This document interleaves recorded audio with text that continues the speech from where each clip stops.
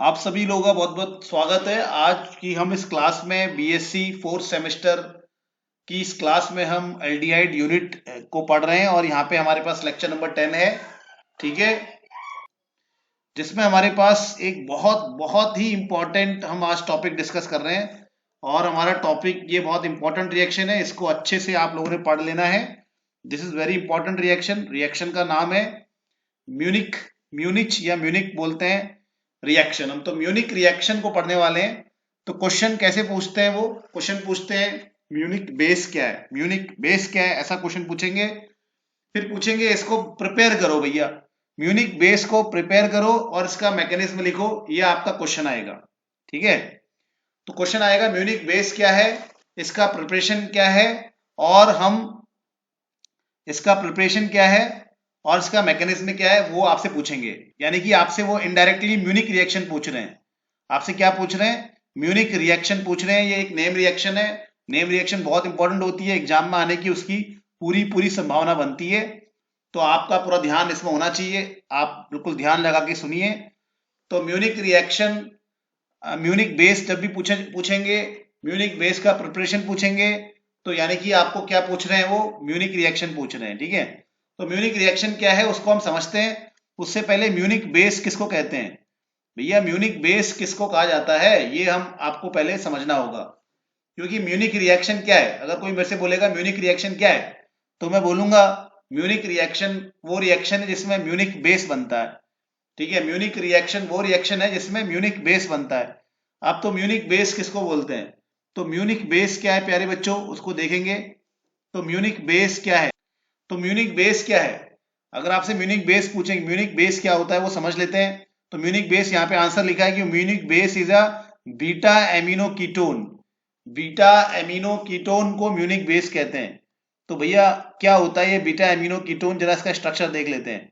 Ketone समझते हो ना बेटा? कीटोन का मतलब होता है सीओ के दोनों तरफ कार्बन की चेन।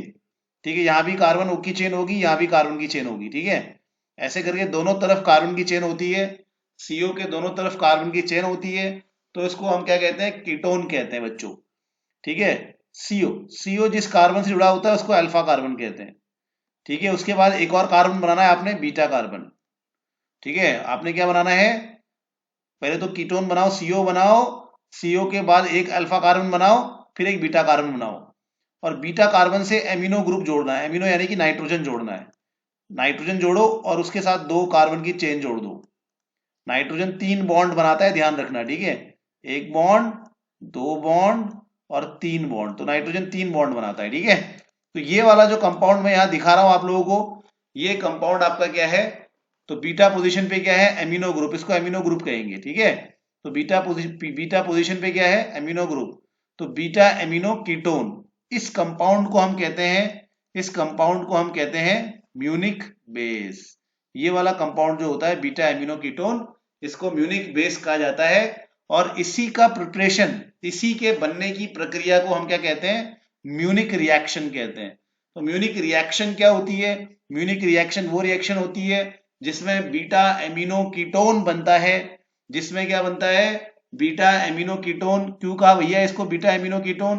क्योंकि इसमें कीटोन ग्रुप है और कीटोन के अल्फा और बीटा, बीटा पोजीशन पे क्या है?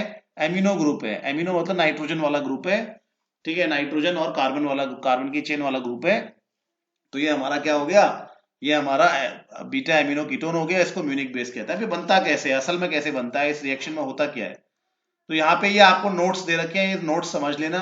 तो इस रिएक्शन में हमें क्या करना है? म्यूनिक रिएक्शन में हमें बच्चों तीन बहुत ही इंपॉर्टेंट चीजें चाहिए।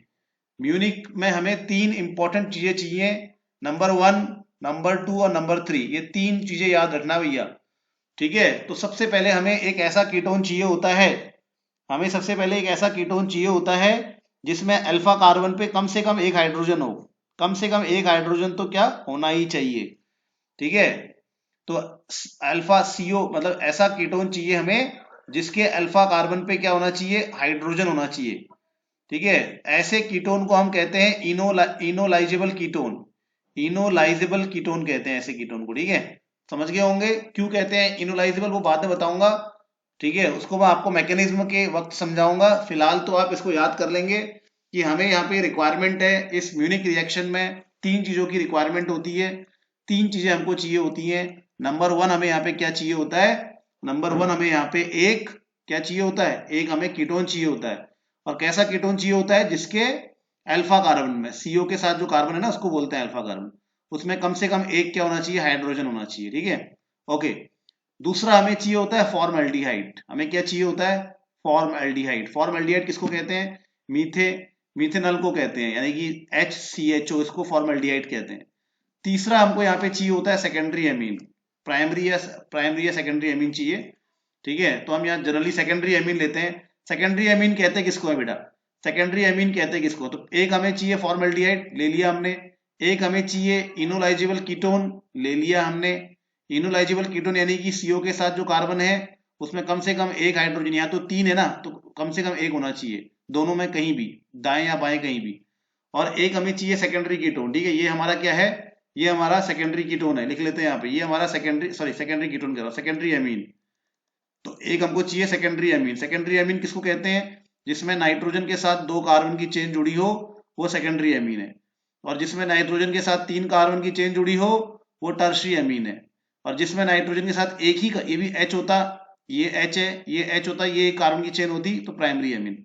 तो हमें सेकेंडरी एमीन चाहिए। ठीक है, तो बच्चों हम जब ये रिएक्शन हम करवाते हैं, HCl की प्रेजेंस में रिएक्शन करवाते हैं, एसिड डाल दो भैया इसमें, इन तीनों को मिला के। तो जब भी हम एसिड डालते हैं, एसिड का काम क्या होता है, पानी को बाहर निकालना, पानी निकालना। ठीक है, पानी को आउट करना, ये एसिड का काम होता है। वाटर आउट करना एसिड का काम होता है। इसको कहते हैं डिहाइड्रेशन करेगा, निर्जलीकरण करता है। तो यहाँ पे पानी बाहर निकल जाता है, H2O बाहर निकल जाता है।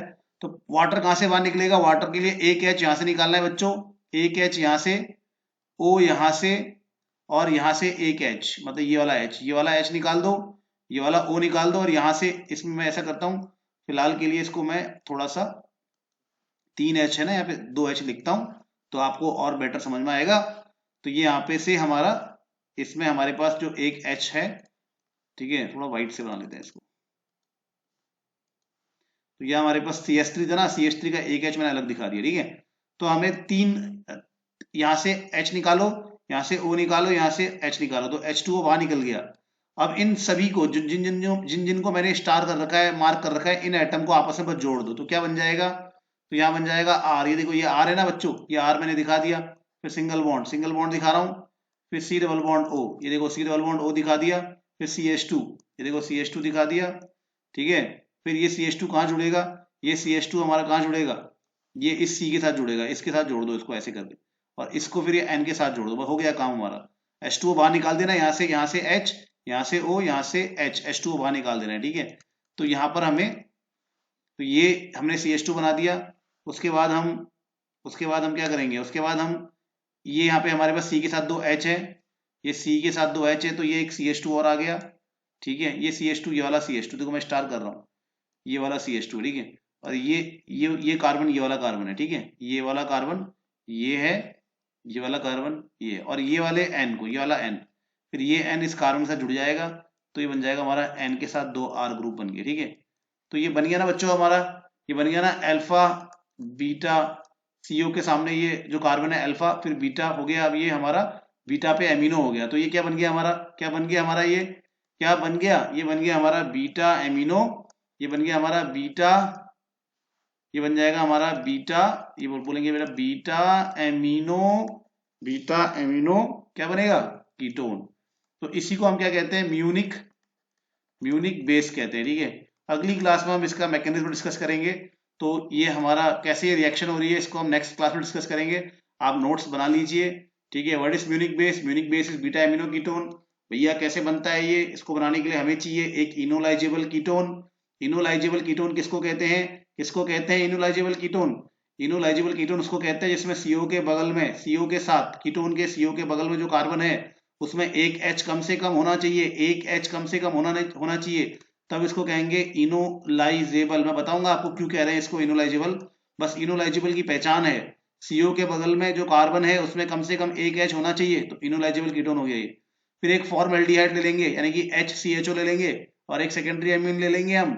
ठीक है, सेकेंडरी एमीन ले लेंगे और उसमें डाल देंगे एसिड, एसिड का काम है पानी को बाहर निकालना। एसिड जब भी पड़ेगा तो पानी बाहर निकल जाएगा, तो पानी बाहर निकाल दो। पानी कहाँ से, H2O कहाँ से निकलेगा बाहर, इस अल्फा कार्बन से H निकालना है, इस फॉर्मल्डिहाइड में से O निकालना है, NH2 में से ये जो हमारा सेकेंडरी एमिन में से H निकालना है भाई, इनको बाहर निकाल दो। तो H2O बाहर निकल गया, इसके आगे H2O लिख देना प्लस, और इसको इसको और इसको जोड़ दो, ठीक है, आपस में, इनको सबको आपस में क्या करो, बॉन्ड बना दो। तो ये बन गया आपका म्यूनिक बेस, ठीक है। दैट्स इट, हम कल इसके मैकेनिज्म को समझेंगे। Thank you.